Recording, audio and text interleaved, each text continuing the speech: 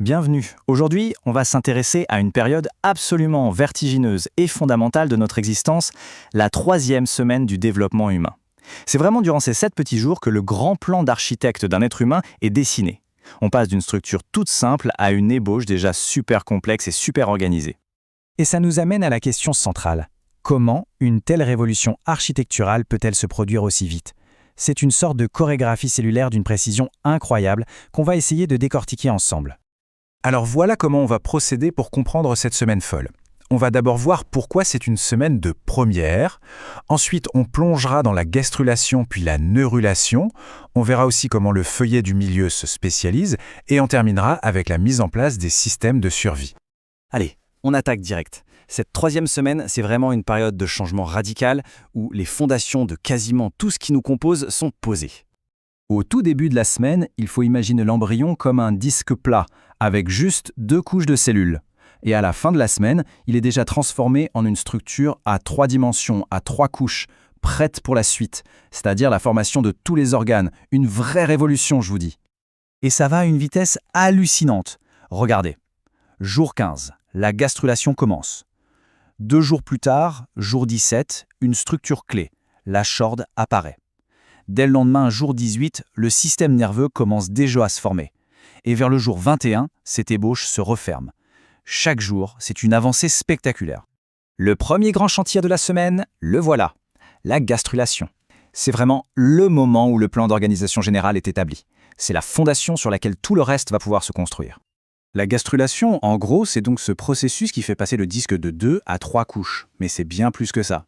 C'est à ce moment précis que sont définis pour la toute première fois l'avant, l'arrière, le haut, le bas, la droite et la gauche du futur corps. C'est un peu l'acte de naissance de notre symétrie. Mais alors, comment ça se passe concrètement?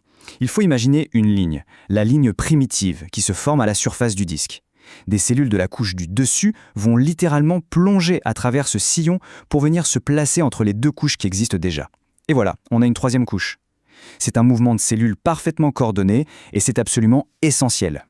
Et ce qui est fascinant, c'est que le destin de ces 3 couches est déjà écrit. L'ectoderme, la couche externe, donnera notre système nerveux et notre peau. Le mésoderme, la toute nouvelle couche du milieu, sera à l'origine du squelette, des muscles et de la plupart de nos organes. Et enfin, l'endoderme, la couche la plus interne, formera les revêtements de nos systèmes digestifs et respiratoires. En fait, le plan d'ensemble de notre corps, il est déjà là. Bon, les 3 couches sont en place. Mais le travail est loin d'être fini. En fait, un autre processus majeur démarre quasi immédiatement, la formation de notre système nerveux central. C'est la neurulation. Et là, un personnage clé entre en scène, la chorde. On peut la voir comme le véritable chef d'orchestre moléculaire. Elle envoie des signaux chimiques à la couche juste au-dessus, l'ectoderme, avec un ordre très clair. C'est votre tour, transformez-vous en système nerveux. Le processus en lui-même est d'une élégance mécanique incroyable. D'abord, la zone de l'ectoderme qui a reçu le signal s'épaissit. Ça donne la plaque neurale.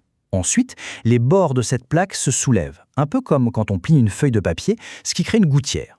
Et pour finir, ces bords se rejoignent et fusionnent pour former un tube, le fameux tube neural, qui n'est autre que l'ébauche de notre cerveau et de notre moelle épinière.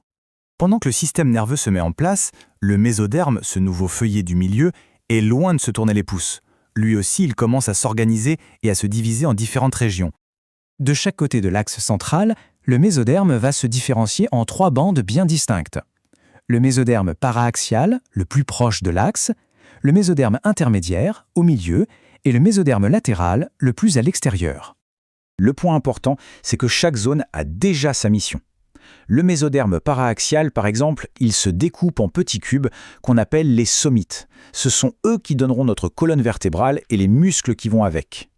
Le mésoderme intermédiaire, lui, est déjà en train de former l'ébauche de notre système urinaire. Enfin, le mésoderme latéral se sépare lui-même en 2 feuillets pour créer une séparation essentielle.